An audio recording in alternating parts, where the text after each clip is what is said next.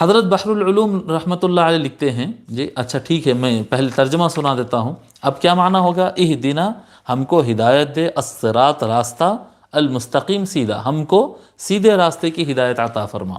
ٹھیک ہے، بحر العلوم ترجمہ کرتے ہیں ہم کو سیدھی راہ چلا، ہم کو سیدھی راہ چلا. ٹھیک ہے. اور اب یہاں پر شیخ الاسلام علامہ طاہر القادری صاحب کا ترجمہ، شیخ الاسلام کا ترجمہ ہے ہمیں سیدھا راستہ دکھا. آپ دیکھیے، یہ ذرا غور کرنے والی بات ہے. یہاں دو ترجمے دیکھو، دو ترجمے الگ الگ ہو رہے ہیں. اب تک جتنے ترجمے آ رہے تھے اوپر سے الحمدللہ سے لے کر یہاں نیچے تک کیا کہتے ہیں، الفاظ آگے پیچھے ہو رہے تھے لیکن معنی دونوں کا ایک چل رہا تھا. اب یہاں پر بحر العلوم کے ترجمے میں اور شیخ الاسلام کے ترجمے میں فرق آ گیا. وہ کیوں آیا فرق اور اسے کیا مراد ہوتا میں آپ کو بتاتا ہوں. شیخ الاسلام ترجمہ کر رہے ہیں اہدنا الصراط المستقیم، ہمیں سیدھا راستہ دکھا، ہمیں سیدھا راستہ دکھا. اور بحر العلوم ترجمہ کر رہے ہیں ہم کو سیدھی راہ چلا، ہم کو سیدھی راہ چلا. دیکھو، دکھانا اور چلانے میں فرق ہے. ہم کو دونوں میں فرق ہوتا ہے. ایک ہوتا ہے کہ آپ کسی سے راستہ پوچھیں کہ بھئی کیسا جانا ہے، تو بولے آپ ایسا کریے، ایسا سیدھا جائیے، ایسا لیفٹ مڑیے، ایسا رائٹ مڑیے، ایسا اسٹریٹ جائیے، آپ پہنچ جائیں گے. ٹھیک ہے، یہ کیا ہے؟ یہ سیدھا راہ، یہ جو راستہ بتانا ہے وہ راستہ بتائے، دکھائے، یا جو شیخ الاسلام ترجمہ کیے سیدھا راستہ دکھا. ٹھیک ہے. اور بحر العلوم جو ترجمہ کیے سیدھا راستہ چلا، یعنی ہاتھ پکڑ کے لے کے چلے جانا، جو رستہ ہے وہ رستے پہ. جی، یا گاڑی ہے تو گاڑی میں بٹھا کے اچھا سیدھا راستہ میں لے جاتا ہوں، آؤ میں آپ کو لے جاتا ہوں، چلیے. ان کو لے کے چلے جانا وہاں تک.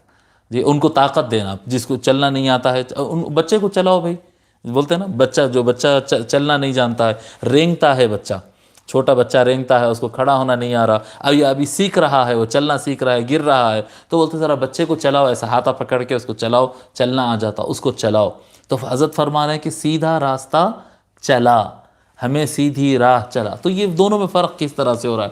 فرق اس طرح سے ہو رہا ہے دونوں میں کہ جو ہدایت ہوتی ہے وہ ہدایت دو طرح کی ہوتی ہے. ادھر بھی اہدنا کا ہی ترجمہ کر رہے ہیں دکھا، یہاں پر اہدنا کا ترجمہ کر رہے ہیں چلا. تو ان دونوں میں فرق کیا ہے؟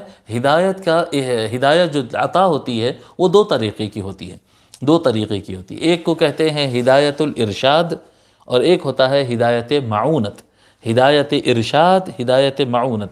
ہدایت ارشاد جو ہوتی ہے نا، آپ کسی بزرگ کے پاس جا کر آپ مرید ہو جائیں، سمجھانے کے لیے کہہ رہا ہوں، ایک بزرگ کے پاس آپ جا کر مرید ہو جائیں تو وہ بیعت کر لیں گے. جب بیعت ہو جائے گی تو اس کے بعد وہ آپ کو بتائیں گے کہ ایک کام کرو بیٹے، آپ نمازوں کی پابندی کرو، آپ جو ہے فلاں وظیفے پڑھو، آپ کھانا کم کھایا کرو، آپ بات کم کرو، آپ ٹائم پہ سویا کرو، وغیرہ وغیرہ وغیرہ. وہ آپ کو ہدایت کریں گے. پھر آپ ان کے پاس دوبارہ گئے نہیں، وہ لکھ لیے، آپ عمل کر لیے، نہیں کر لیے، آپ چل ہی نہیں رہے. ایک مرید وہ ہوتا ہے جس کے اندر ایک بے چینی ہوتی ہے، تڑپ ہوتی ہے، طلب ہوتی ہے. تو وہ کیا کرتا ہے؟ اپنے شیخ سے، اپنے مرشد سے ہدایت، رہنمائی لے لیتا ہے، لیکن وہ بار بار جا کر پھر کھڑا ہو جاتا ہے کہ حضرت آپ ذکر کرنا تو بتا دیے پر میرے کو ذکر کرنا نہیں آ رہا. تو حضرت بولتے چلو میں ذکر کر رہا ہوں، بیٹھ جاؤ میرے ساتھ، چلو میں ذکر کراتا ہوں. تو اب یہ ذکر خود کرا رہے ہیں.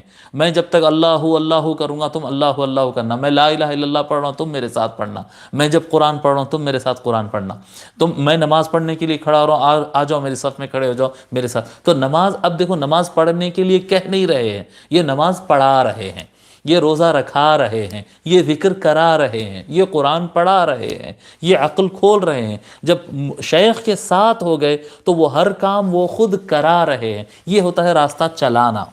جی، ایک ہوتا ہے ہدایت لے لینا، جیسے کہ یہ قرآن کریم ہے، یہ کیا کہتے ہیں، یہ قرآن کریم آ گئی ہاتھ میں، عرفان القرآن، یہ قرآن کریم آ گئی، بس میں قرآن کریم لے لیا اور میرے پاس آ گیا. یہ ہدایت ارشاد ہے. یہ قرآن کریم کیا ہے؟ یہ ہدایت ارشاد ہے.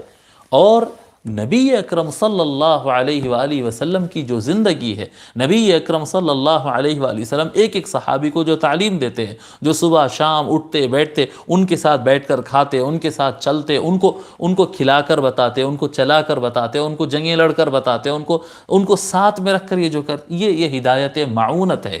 یہ ہدایت معونت ہے۔ اس میں کیا ہوتا کہ کبھی مرید جو ہوتا ہے، جو ہدایت لینے والا ہوتا ہے، اس سے کبھی غلطی ہوتی ہے تو استاد ساتھ میں ہوتا ہے، وہ پکڑ لیتا ہے، اس کا ہاتھ تھام لیتا ہے جی، اس کی غلطیوں کو معاف کرتا ہے، پھر اس کو پکڑتا ہے، غلطی ہوتی ہے پھر مشق کراتا ہے، پھر چلاتا ہے جی، یہاں تک کہ پھر وہ چلنے لگ جاتا ہے، یہاں تک کہ وہ چلنے لگ جاتا ہے۔ تو یہ ہدایت دونوں طریقے کی ہوتی ہے، اور دونوں ہدایت ہے، ہدایت ارشاد ہے، ہدایت معونت ہے۔ اس کے اوپر میرا باضابطہ ایک کیا کہتے ہیں، حقوق المصطفیٰ میں غالباً جہاں تک مجھے یاد آ رہا، بہرحال اس کے اوپر میرا باضابطہ ایک خطاب ہے، تعلق بالرسول میں، اب یاد آیا، تعلق بالرسول میری ایک سیریز ہے، اس کے اندر باضابطہ خطاب میں اس کے اقسام اور یہ کس طرح سے ہوتا ہے اور اس کی مثالیں قرآن کریم کے اندر سے میں اس میں دیا ہوں، اگر آپ لوگ چاہیں تو وہ سن سکتے ہیں، وہ چاہے تو سن سکتے ہیں آپ حضرات، اس میں زیادہ ڈیٹیل پتہ چل جائے گی۔ تو ہدایت دونوں طریقے کی ہوتی ہے، شیخ الاسلام اس طرح کا ترجمہ کیے ہیں اور بحر العلوم اس طرح کا ترجمہ کیے، اور دونوں ترجمے صحیح ہے، دونوں ترجمے صحیح ہے کہ پہلے ہدایت دکھانے والی ہوتی ہے، اور اس کے بعد بندے کے جب طلب ہوتی ہے تو پھر ہدایت مدد والی ہوتی ہے۔